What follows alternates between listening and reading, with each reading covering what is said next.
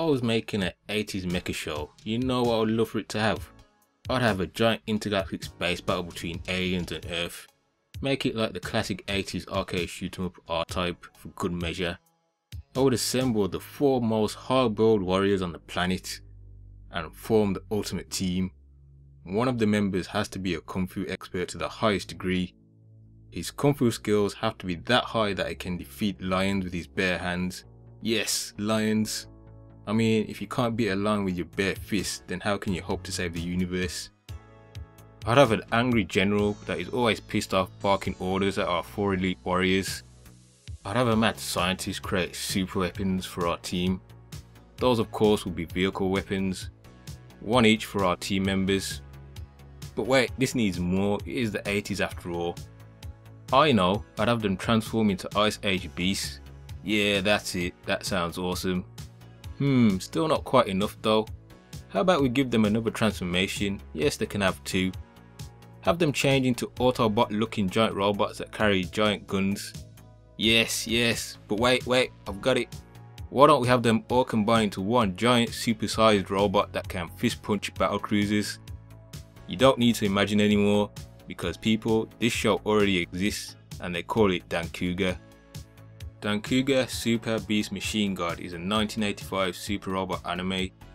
Yet this is an odd time because real robot shows were gaining ground in this period. So Dancouga ends up being a super robot show that has plots and characters that you would find in a real robot show, but it totally benefits the anime.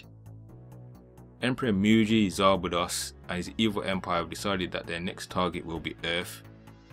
The Earth military take a massive L at the start of the show and are just hanging on by a thread, reduced to guerrilla warfare tactics, with Dancouga being the main threat to the alien invasion. Dancouga is piloted by the Cyber Beast Force, which is made up of 4 well-trained soldiers. These aren't your typical kids that have found the keys to some giant robot and then just go on some king spree to save the world. No, all these guys have actual military skills. Shinobu, the main lead character of the show, is a hot-headed individual. Sarah, a fiercely tempered woman who just can't get over her ex. Chaparral Keats, the traitor to the earth. Masuto, the youngest in the group and always has his eyes on the ladies. Then Ryo, the calm collective type trying to find peace through his kung fu training. The charisma bouncing off all of them really adds to the show.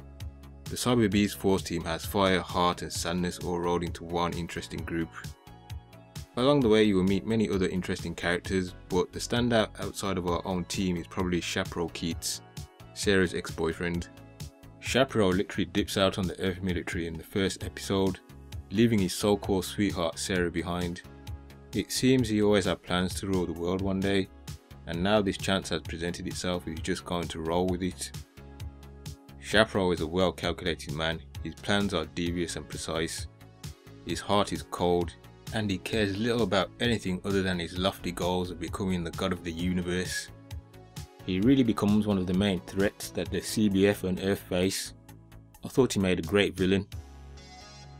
The Zarbados Empire remind me of the Decepticons, as in there is a lot of infighting between them. They're always looking to one-up each other to impress the Emperor. The arrival of Chaparral amongst them only makes this worse. The first arc mostly involves the CBF fighting General Death Gaia on Earth, one of the Emperor's Grand Generals.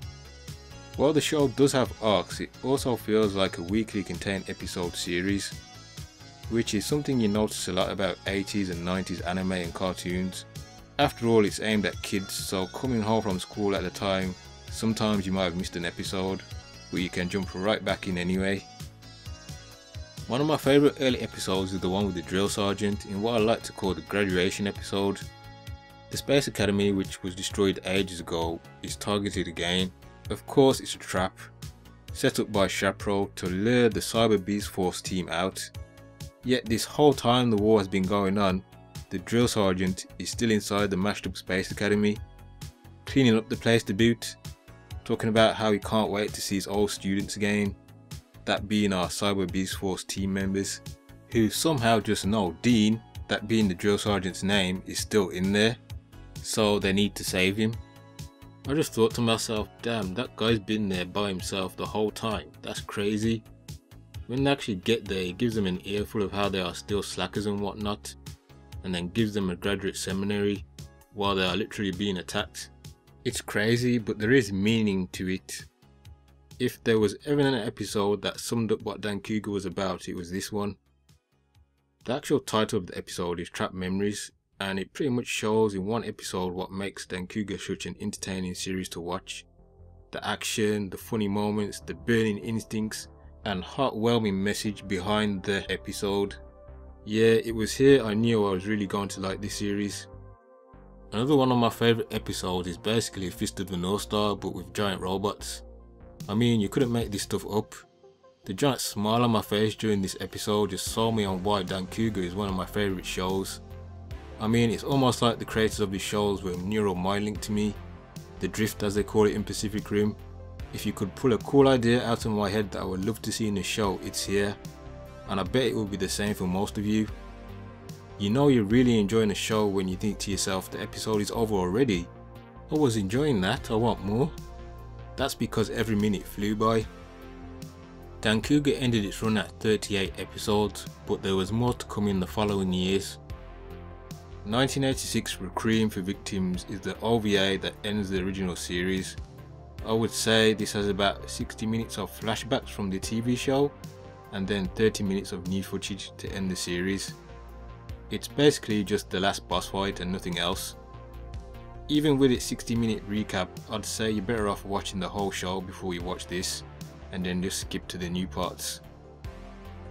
God Bless Dancouga is the second OVA released in 1987. Ashi Productions are the animation studio behind this. In my opinion, this is the best Dancouga has ever looked. It's got that real 80s OVA anime budget behind it, along with the talent. I love to name drop the animators that worked on it and give them full credit. Sadly, I don't know who worked on it, but they did a great job. The animation is fluid and the colour palette is top notch.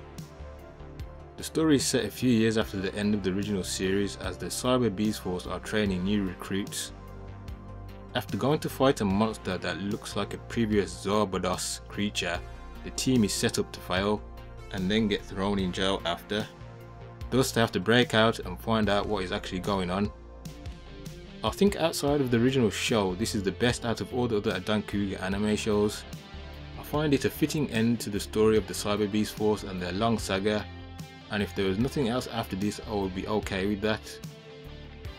Blazing Epilogue is the third and final 4-part OVA that was released in 1989.